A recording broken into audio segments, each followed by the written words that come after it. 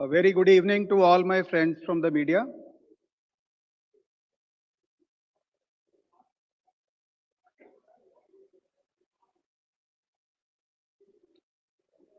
I welcome you all today to the Election Commission of India's press conference for the announcement of the schedule for assembly elections to the Legislative Assembly of Bihar 2025. We have amongst us Honorable Chief Election Commissioner Shri Gyanesh Kumar Sir, Honorable Election Commissioner Dr. Sukhbir Singh Sandhu Sir, Honorable Election Commissioner Dr. Vivek Joshi Sir, Senior Deputy Election Commissioners Manish Garg Sir, Gyanesh Bharti Ji, Pawan Kumar Sharma Ji, Election Commissioners Yetru Ji, Sanjay Kumar Ji, Director General IT Seema Madam. Before we start, I'll just briefly let you know that what will be the format of our press conference. We'll start with the address and presentation by Honorable Chief Election Commissioner Sir. That will be followed by a question and answer session. For the question and answer session, as per our previous practice, we'll be taking questions in groups of 5, and then Honorable Chief Election Commissioner would be answering in those groups. Before you ask your question, I would request you to kindly introduce yourself and the name of the organization. Thank you all. I'll request you to put your mobile phones on the silent mode. Sir.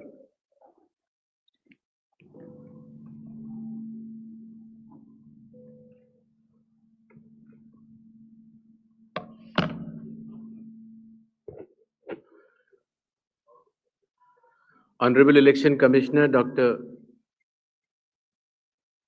Sukhbir Singh Sandhu Ji, Honorable Election Commissioner Dr. Vivek Joshi, election commission के वरिष्ठ अधिकारीगण और सभी media के साथियों,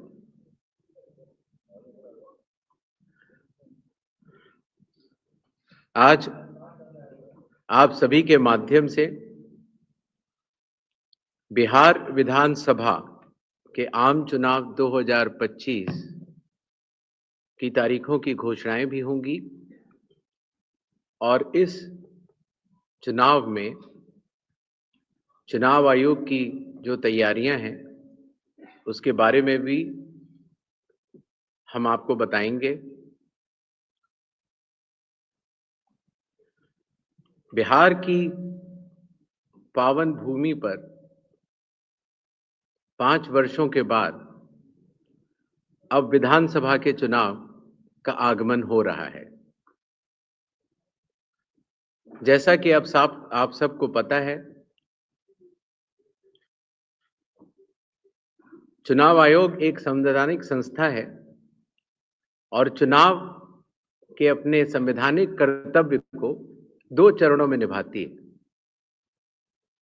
पहला चरण मतदाता सूची बनाना और दूसरा चरण चुनाव कराना। जैसा कि आप सबको पता है, 24 जून 2025 से शुरू हुए विशेष गहन परीक्षण के दौर में मतदाता सूची का शुद्धिकरण किया गया। इन्यूमरेशन का पीरियड 24 जून से 25 जुलाई तक रहा। 1 अगस्त को ड्राफ्ट सूची पब्लिश की गई और सभी राजनीतिक दलों को भी दी गई। 1 अगस्त से लेके 1 सितंबर तक क्लेम्स एंड ऑब्जेक्शंस का पीरियड रहा, जिसमें जिसको भी, चाहे वो मतदाता हो, चाहे वो राजनीतिक दल हो, चाहे उनके बूथ लेवल एजेंट्स हो, उनको क्लेम्स एंड ऑब्जेक्शंस देने का भरपूर समय दिया गया। और उसके बाद पात्रता का परीक्षण हुआ और 30 सितंबर को फाइनल मतदाता सूची प्रकाशित कर दी गई। फाइनल मतदाता सूची भी सभी राजनीतिक दलों को दी जा चुकी है और अभी भी अगर उसमें कोई भी इलेक्टोरल रजिस्ट्रेशन ऑफिसर से कोई गलती रह गई हो तो उसके ऊपर जिला अधिकारी के पास अपील फाइल की जा सकती है और साथ ही साथ किसी का नाम अगर छूट गया हो तो वो नॉमिनेशन के 10 दिन पहले तक जुड़वा सकता है। नॉमिनेशन समाप्त होने पर जो भी मतदाता सूची फाइनल होगी उस पर चुनाव होंगे और उसके उपरांत कोई भी नाम जोड़ा नहीं जा सकता। अभी हाल ही में चुनाव आयोग की पूरी टीम ने और हम तीनों चुनाव आयुक्त ने बिहार का दौरा किया और दौरा करने के बाद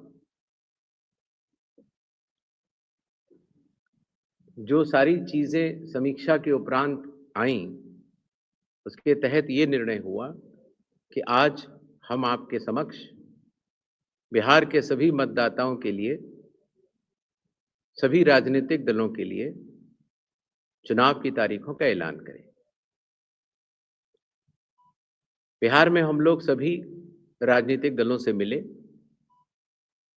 सभी जिला collectors, SPs, IG, DIGs, DGP, chief secretary, divisional commissioners, enforcement agencies, सबके साथ सीएपीएफ के नोडल ऑफिसर्स, सबके साथ बैठकें हुई और आपके माध्यम से बिहार की जनता को चुनाव आयोग ये बतलाना चाहता है कि इस बार बिहार के चुनाव न केवल मतदाताओं के लिए बहुत ही सुगम और सरल होंगे, न केवल पूरी चुनावी मशीनरी तत्परता के साथ मतदाताओं के साथ खड़ी रहेगी, न केवल लॉ एंड ऑर्डर की व्यवस्था पर पूर्ण निगरानी रखी जाएगी, बल्कि शांतिपूर्ण ढंग से, पूर्ण पारदर्शी तरीके से बिहार के होने वाले चुनाव शायद सबसे अच्छे चुनावों के रूप में परिलक्षित होंगे, ऐसी चुनाव आयोग की मंशा है। इसके लिए चुनाव आयोग सभी राजनीतिक दलों का, सभी मतदाताओं का और सभी मीडिया कर्मियों का भी सहयोग अपेक्षित करता है। इसके पहले कि हम तारीखों की तरफ बढ़ें, एक छोटी सी प्रेजेंटेशन है जिससे कि काफी वस्तु स्थिति आप सब लोगों के भी समक्ष आएगी और जनता के भी समक्ष आएगी। Presentation please.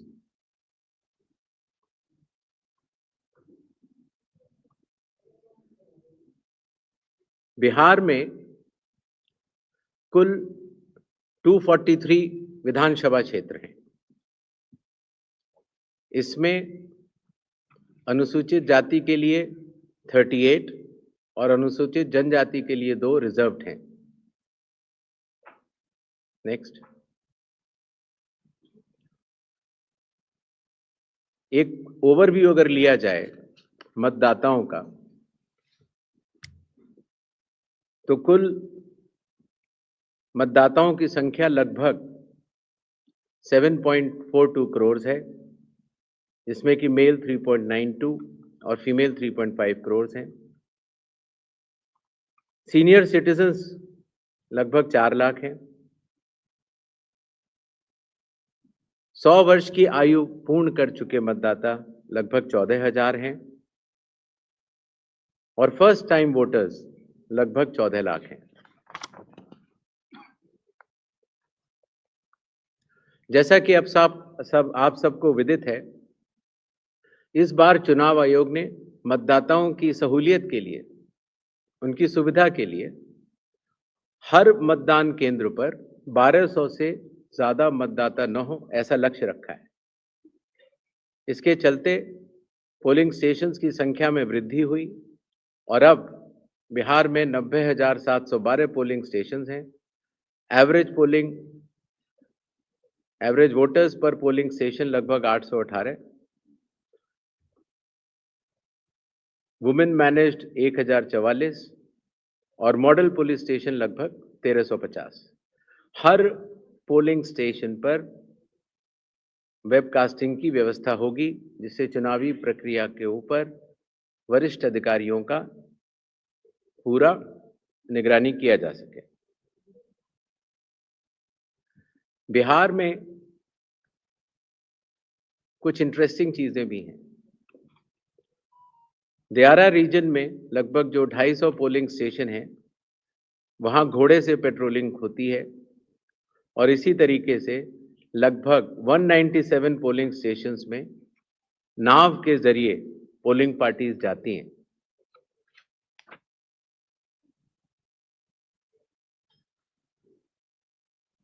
चुनाव आयोग के निर्देशों के अनुसार हर मतदान केंद्र पर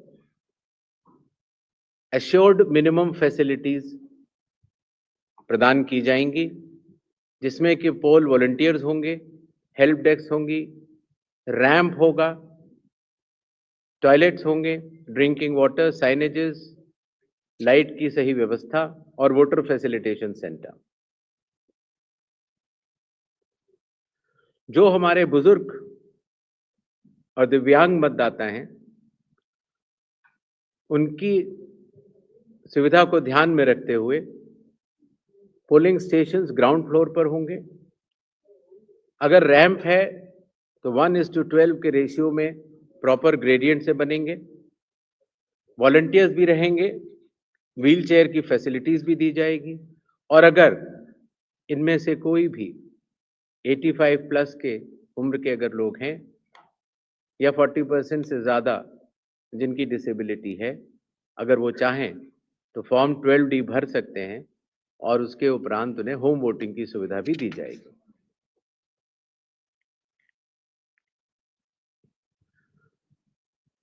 बिहार के दौरे पर चुनाव आयोग ने जिला मजिस्ट्रेट्स को, सुपरिंटेंडेंट्स ऑफ पुलिस को और सभी एनफोर्समेंट एजेंसीज को सख्त निर्देश दिए हैं। Zero tolerance to any violence. No scope for any kind of intimidation or threat to voters or candidates. CAPF will be deployed adequately and in advance as a confidence building measure. All officers to act in absolutely impartial way and easily accessible to all the stakeholders. इसके बारे में मैं आपको बाद में भी बताऊंगा। अगर कोई फेक न्यूज या मिस इन्फॉर्मेशन होती है, खास तौर से सोशल मीडिया या किसी भी और प्लेटफॉर्म पर, तो उस मिस इन्फॉर्मेशन को काउंटर किया जाएगा और स्ट्रिक्ट विजिल रखी जाएगी सारे चेक पॉइंट्स पर, जिससे कि ड्रग्स, लिकर और कैश का इलीगल ट्रांजैक्शन न हो पाए।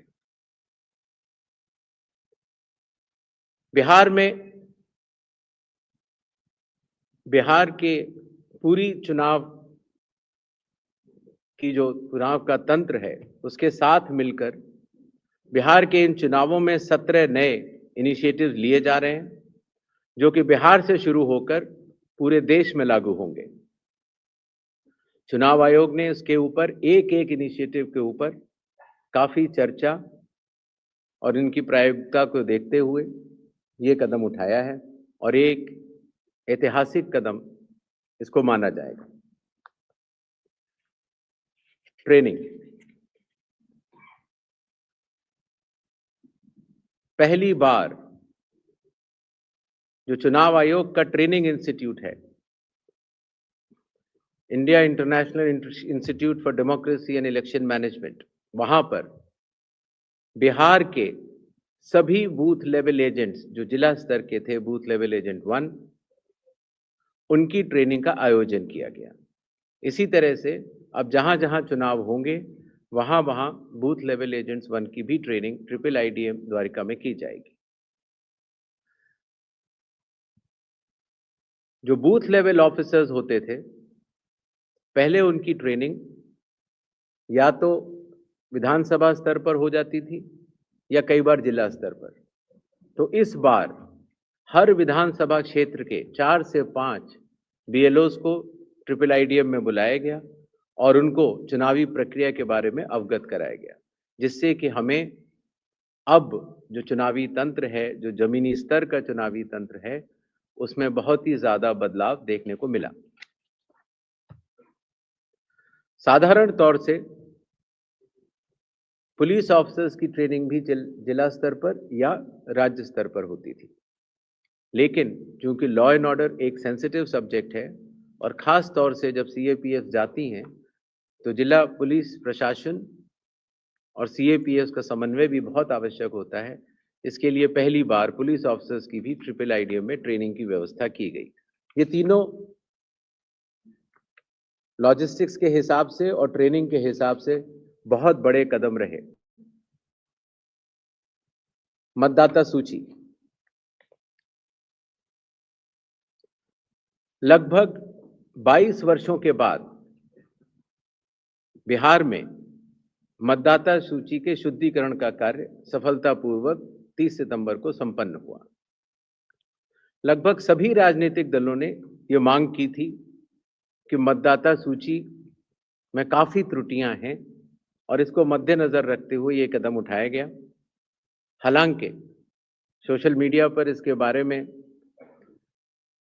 कुछ बढ़ चढ़कर कहा गया, लेकिन सत्यता ये है कि आज की तारीख में बिहार के 243 इलेक्टोरल रजिस्ट्रेशन ऑफिसर्स ने 90,000 बूथ लेवल ऑफिसर्स के साथ मिलकर 1.6 लाख बूथ लेवल एजेंट्स, जो कि 12 मान्यता प्राप्त राजनीतिक दलों ने नियुक्त किए थे, उनके साथ मिलकर इस सूची को शुद्ध करने का बहुत ही सराहनीय काम किया है और बिहार ने देश को ये राह दिखाई है। चूंकि विशेष गहन परीक्षण में काफी मेहनत जमीनी स्तर के अधिकारियों को करनी पड़ी, तो जो रिन्यूमरेशन था, जो बीएलओज का था और जो बाकी अधिकारियों का था, उसको भी कई वर्षों के बाद बढ़ाया गया और खास तौर से ईआरओज और एईआरओज का ऑनरेरियम तो पहली बार दिया गया।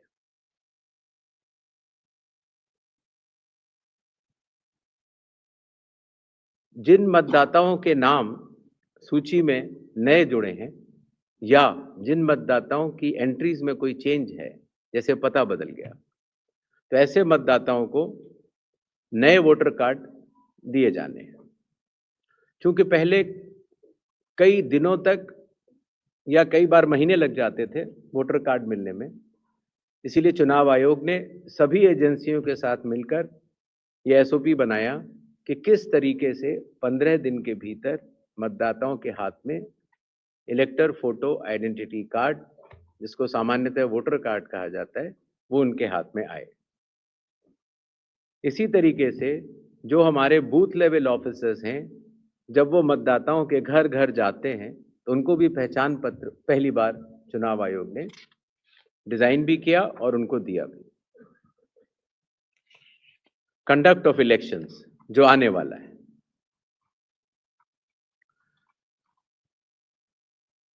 देश की प्रगति को ध्यान में रखते हुए और खास तौर से बिहार की प्रगति को ध्यान में रखते हुए लगभग काफी मतदाताओं के पास मोबाइल होते हैं और उनको इस बात की समस्या रहती थी कि हम मोबाइल लेके अगर घर पे छोड़ के जाते हैं तो दिक्कत होती है और लेके जाते हैं तो हम कहाँ उसको रखें, क्योंकि मोबाइल फोन पोलिंग स्टेशन के अंदर अलाउड नहीं है। इसलिए एक नई व्यवस्था बनाई गई जिससे कि पोलिंग स्टेशन के कमरे के ठीक बाहर कोई भी मतदाता अपना मोबाइल फोन जमा करा सकता है, अंदर जाके अपना वोट डाल सकता है और बाहर आने के बाद अपना मोबाइल लेके घर जा सकता है। हर मतदाता को नॉमिनेशन का प्रोसेस खत्म होने के बाद एक वोटर इंफॉर्मेशन स्लिप दी जाती है। वोटर इंफॉर्मेशन स्लिप देने का लक्ष्य सिर्फ ये रहता है कि मतदाता को, क्योंकि कई बार बूथ बदल जाते हैं या कई बार मतदाता नए होते हैं, तो उनको वोटर स्लिप पर, इंफॉर्मेशन स्लिप पर अपने बूथ का नाम और सारे डिटेल्स मिल जाते हैं। तो वोटर इंफॉर्मेशन स्लिप पर बहुत ही छोटा चेंज करने के बाद मतदाताओं की सहूलियत बहुत बढ़ गई, क्योंकि उसमें उनका पोलिंग स्टेशन का नंबर, पोलिंग स्टेशन की जगह कोने में बड़े रूप में दिखा दी गई। पहले उनको पूरे में ढूंढना पड़ता था।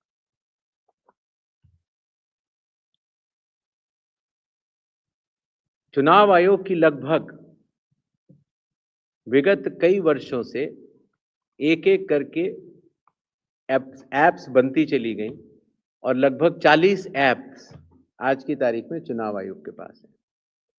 तो इन सबको एक जगह समन्वित करते हुए, क्योंकि हर मतदाता या हर स्टेक होल्डर हर 40 ऐप को डाउनलोड नहीं कर सकता, तो ईसीआई नेट जैसी मदर ऑफ ऑल एप्स का एक लक्ष्य रखा गया और ईसीआई नेट में अब धीरे-धीरे करके सारी एप्स आ चुकी हैं और इसका प्रोग्रेसिव इम्प्लीमेंटेशन भी वन स्टॉप डिजिटल प्लेटफॉर्म के रूप में बिहार से शुरू होगा। पोलिंग स्टेशन में मैं आपको बता चुका हूं, जिससे कि क्यूज लंबी न हो और मतदान के समय में मतदाताओं को सहूलियत भी रहे और खास तौर से मतदान के आखिरी घंटों में ज्यादा भीड़ न हो, इसके लिए संख्या 1200 निर्धारित की गई। कैंडिडेट्स के बूथ पहले मतदान केंद्र से काफी दूर तक लगाए जाने के निर्देश थे, जिससे कि कैंडिडेट्स को भी और मतदाताओं को भी काफी असहूलियत होती थी और इसीलिए जो पॉलिटिकल पार्टीज के संग जमीनी स्तर पर ईआरओस की मीटिंग हुई, डीएम्स की मीटिंग हुई, सीईओस की मीटिंग हुई, उनसे मिले सुझावों के अनुरूप लोक प्रतिनिधित्व कानून के अनुरूप 100 मीटर की दूरी तक हर कैंडिडेट अगर चाहे तो अपने बूथ्स लगा सकता है। चुनावी प्रक्रिया पारदर्शी हो, उसकी पूर्ण निगरानी हो, ईआरओ भी उसको देख पाए और कोई भी अगर गलती पाए जाए तो उसके खिलाफ एक्शन भी लिया जा सके। इसके लिए पहले लगभग 50% प्लस पोलिंग स्टेशंस में वेबकास्टिंग होती थी और अब इसको 100% पोलिंग स्टेशंस में लागू कर दिया गया है, जिससे कि निगरानी तंत्र के लिए सुगमता होगी।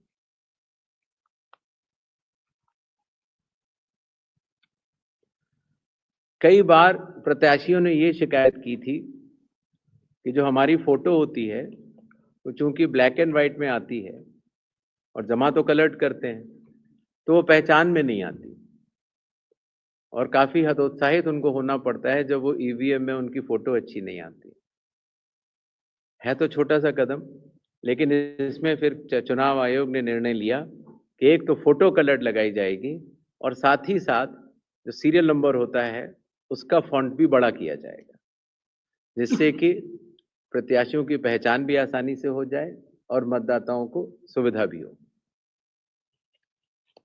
काउंटिंग, कई बार जब मॉक पोल होता है तो मॉक पोल के समय मॉक पोल का डेटा डिलीट करना प्रिसाइडिंग ऑफिसर्स भूल जाते हैं और इसीलिए जब काउंटिंग होती है तो फॉर्म 17C और काउंटिंग यूनिट का मिलान नहीं हो पाता। ऐसे केस में किसी भी शंका को न रखा जाए, इसलिए जब भी 17C या वीवीपैट में मिसमैच होगा तो उन ईवीएम से रिलेटेड वीवीपैट्स की पूर्ण गिनती की जाएगी। इसी तरीके से ये भी एक मांग सभी राजनीतिक दलों की थी कि पोस्टल बैलेट्स की गिनती पहले शुरू की जाए और पहले खत्म की जाए। तो इसलिए चुनाव आयोग ने पारदर्शिता के लिए भी और इसके लिए भी, जिससे कि पोस्टल बैलेट्स पर पूर्ण ध्यान दिया जाए उनकी गिनती पर और कोई जल्दबाजी भी न की जाए, तो ईवीएम के लास्ट 2 राउंड से पहले पोस्टल बैलेट की गिनती समाप्त करना अनिवार्य होगा। जैसा आप सब लोग को पता है, जब चुनाव खत्म हो जाता है, तो फिर आंकड़ों की आवश्यकता कई लोगों को पड़ती है। मीडिया को भी होती है, एनजीओज़ को भी होती है, सिविक सोसाइटीज़ को होती है और आम जनता को भी होती है। तो इसके लिए चुनाव आयोग की एक पद्धति रही, जिसको इंडेक्स कार्ड कहा जाता है। लेकिन इंडेक्स कार्ड का सारा डेटा कलेक्ट करने में कई बार सप्ताह और कई बार महीनों लग जाते थे। तो अब चूंकि ईसीआई नेट भी आ रहा है और डिजिटल का युग है, इसीलिए digital index cards and reports सारे आपको चुनाव खत्म होने के कुछ ही दिनों के भीतर वेबसाइट पर या ऐप पर मिल जाएंगे। इस चुनाव की विशेषता है ये slide. The entire election machinery of Bihar is just a call away. अर्थात अगर कोई भी मतदाता या कोई भी व्यक्ति ईसीआई नेट ऐप को डाउनलोड करता है और अगर अपने एपिक नंबर डिटेल को डालता है, वोटर कार्ड के नंबर को डालता है, तो वो अपने बीएलओ से बात कर सकता है। वो अपने जो बूथ लेवल ऑफिसर्स हैं, उनको अपनी कॉल बुक कर सकता है और बात कर सकता है। अगर उसकी कोई भी समस्या है, तो वो बीएलओ से बात करके उसका निदान कर सकता है। इसी तरीके से जो इलेक्शन कमीशन का बहुत पॉपुलर नंबर है 1950, आपको भी कोई भी बिहार का मतदाता अगर इस समय बिहार से बाहर है तो भी उसको सिर्फ +91 अगर मोबाइल से आप डायल करते हैं तो +91 जो इंडिया का कोड है वो लगाना है। एसटीडी कोड जहां का भी आपकी विधानसभा क्षेत्र है वहां के एसडीएम का एसटीडी कोड और 1950 अगर आप ये डायल करते हैं तो 243 ईआरओज सारे मतदाताओं की सेवा के लिए खुले रहेंगे। इसी तरीके से अगर आपको ईआरओ के कॉल सेंटर से संतुष्टि नहीं मिलती है तो 38 डीएम्स के यहाँ भी आप 1950 पे कॉल कर सकते हैं और पटना में सीओ के यहाँ भी कॉल कर सकते हैं। ये एक बहुत बड़ी व्यवस्था है जिसको कि लॉजिस्टिकली पूरा सही से बना दिया गया है और आशा है इस सुविधा के बाद शायद दुनिया का शायद ही ऐसा कोई चुनाव होगा जिसमें कि 90,712 बीएलओज, 243 ईआरओज, 38 डीईओज और सीओ स्वयं मतदाताओं के लिए किसी भी दिक्कत अगर उनको आ रही है या ग्रीवेंस है उसके लिए सचेत रहेंगे। नेक्स्ट, ये भी बिहार में पहली बार हो रहा है। पहले जो ऑब्जर्वर्स हम लगाते थे कुछ असेंबलीज को मिलाकर लगा देते थे, लेकिन अब 243 असेंबलीज में 243 जनरल ऑब्जर्वर्स होंगे जो कि विभिन्न राज्यों से वरिष्ठ आईएएस अधिकारी नामित किए गए हैं जो कि बिहार के रहने वाले नहीं हैं। इसी तरीके से जो लॉ एंड ऑर्डर के लिए जो पुलिस ऑब्जर्वर्स हैं वो हर जिले में एक होंगे और एक्सपेंडिचर ऑब्जर्वर्स को हम लोगों ने चुनाव आयोग ने कुछ असेंबलीज को मिला के नामित किया है। इन ऑब्जर्वर्स के फोन नंबर भी और असेंबली किस असेंबली से हैं वो आपको ईसीआई नेट पर भी मिल जाएंगे और वेबसाइट पर भी मिल जाएंगे, जिससे कि अगर कोई भी ऐसी बात है या शिकायत है तो आप इन ऑब्जर्वर्स को बतला सकते हैं। Observers of the election commission work as eyes and ears of the election commission. तो ये सुविधा भी इस चुनाव में हर असेंबली में मौजूद रहेगी।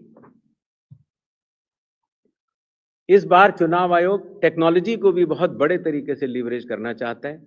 जैसे मैंने आपको पहला बताया पहले बताया कि ये अलग अलग ऐप्स होती थी, सी विजिल, जिसमें कि आप कोई भी एमसीसी वायलेशन की शिकायत डाल सकते हैं।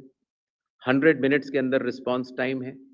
अगर 100 मिनट्स के अंदर नहीं होती है तो जिला कलेक्टर उसको स्वयं देखते हैं और सीओ भी स्वयं देखते हैं। Know your candidate, voter helpline app, ये सारी की सारी नेक्स्ट अब ईसीआई नेट पर भी होंगी।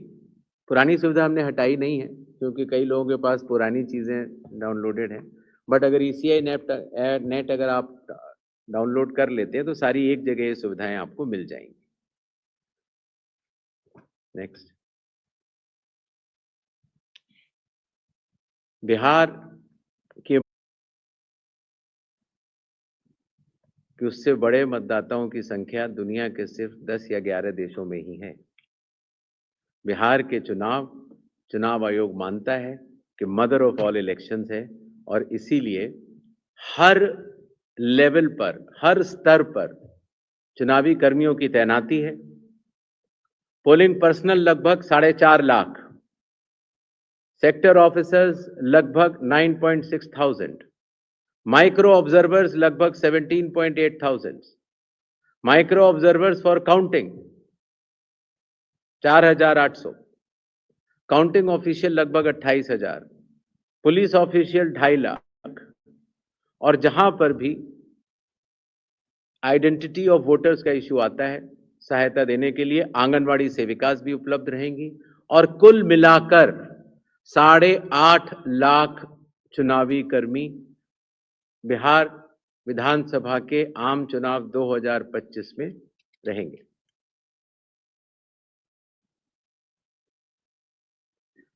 अब मेरे ख्याल से तारीखों का ऐलान कर देना चाहिए। नेक्स्ट, बिहार के चुनाव 2 फेजेस में होंगे। पहले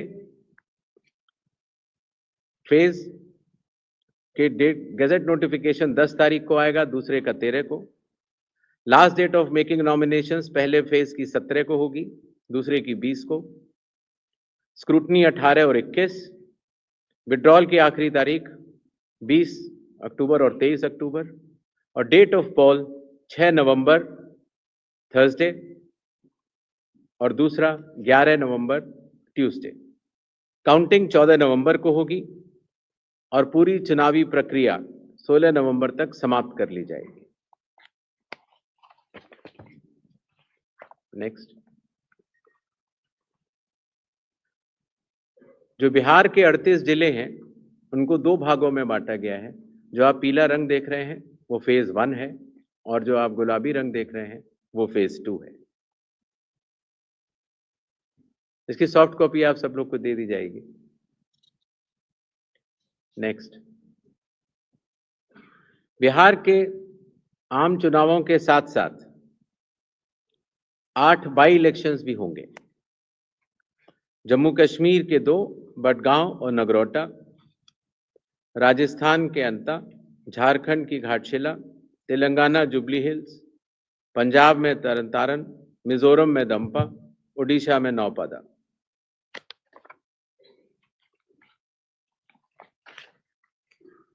इनकी तारीखें भी अलग अलग कॉन्स्टिट्यूंसी के हिसाब से यहां पर दी गई हैं। डेट ऑफ पोल लेकिन सबका 11 तारीख ही होगा और काउंटिंग 14 नवंबर को होगी।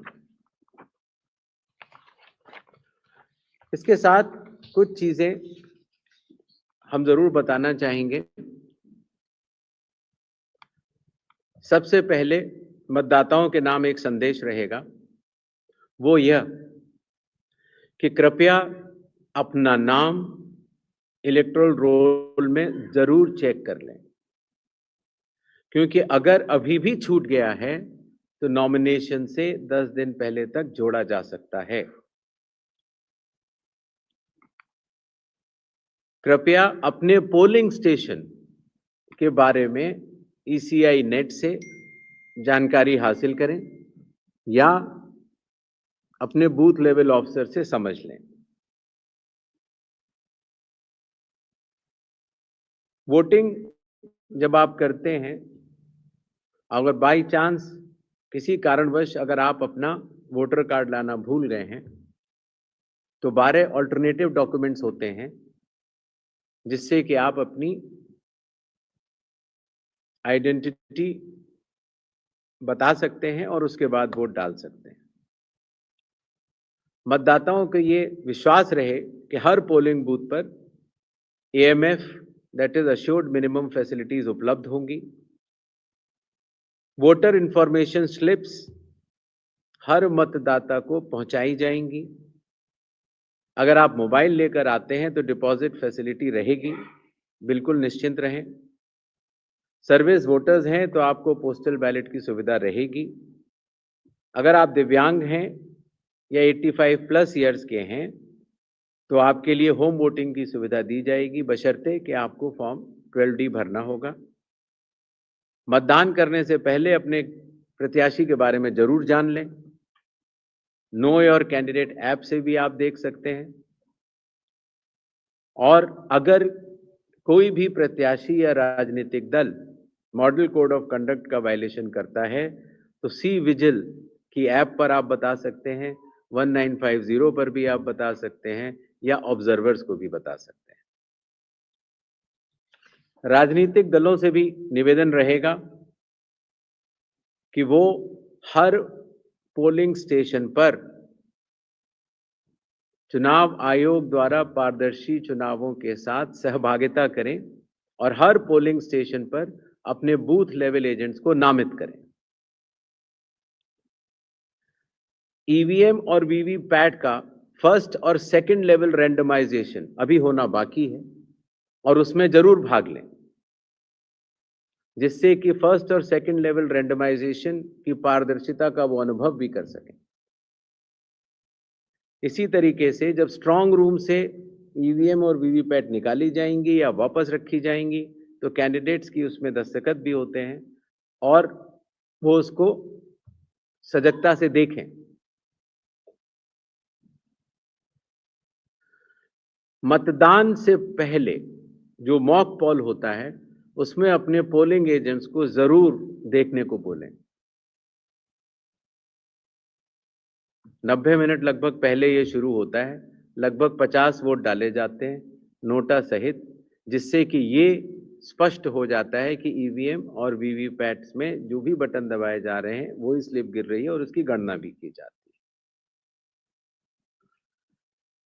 राजनीतिक दलों से ये भी अनुरोध है कि वो जो पोलिंग एजेंट्स को नामित करें वो पोलिंग स्टेशन के अंदर ही रहें और मतदान केंद्र छोड़ने से पहले, मतदान पूर्ण जब हो जावे तो छोड़ने से पहले अपना फॉर्म 17C, जिसमें कि प्रिसाइडिंग ऑफिसर ये दस्तखत करके देते हैं कि ईवीएम में इतने वोट पड़े, लेकर जरूर जाएं। मतदान पूर्ण होने से पहले न चले जाएं। मॉडल कोड ऑफ कंडक्ट का सभी राजनीतिक पार्टियां और प्रत्याशी अनुपालन करेंगे, ऐसा चुनाव आयोग आशा करता है। और साथ ही साथ जब आखिर में जब काउंटिंग का समय आता है तो अपने काउंटिंग एजेंट्स को भी नामित करें और सजगता के साथ जो काउंटिंग हो रही है उसका भी अवलोकन करें। मीडिया से भी थोड़ा अनुरोध है। मीडिया पर्सन्स को अथॉरिटी लेटर्स दिए जाते हैं जिससे कि आप पोलिंग डे और काउंटिंग डे पर कवरेज कर सकते हैं। तो जो अथॉरिटी लेटर के साथ जो शर्तें हैं उनका अनुपालन अगर आप सहजता से करेंगे तो जनता को भी बता पाएंगे कि चुनाव की पूरी प्रक्रिया कैसी चल रही है और व्यवस्था बनी रहेगी। अगर आप पोलिंग बूथ पर जाते हैं और कुछ फोटो या खींचना चाहते हैं तो जैसा प्रिसाइडिंग ऑफिसर के जो भी निर्देश होंगे उनका आप लोग जरूर पालन करें। और आखिरी और सबसे महत्वपूर्ण, वैसे तो आप सब लोग समझदार हैं, लेकिन फिर भी आजकल के इस युग में अगर कोई भी मिस इन्फॉर्मेशन अगर आपके थ्रू कोई प्रोपोगेट करना चाहता है तो उसको बिना वेरीफाई किए आगे न बढ़ाएं।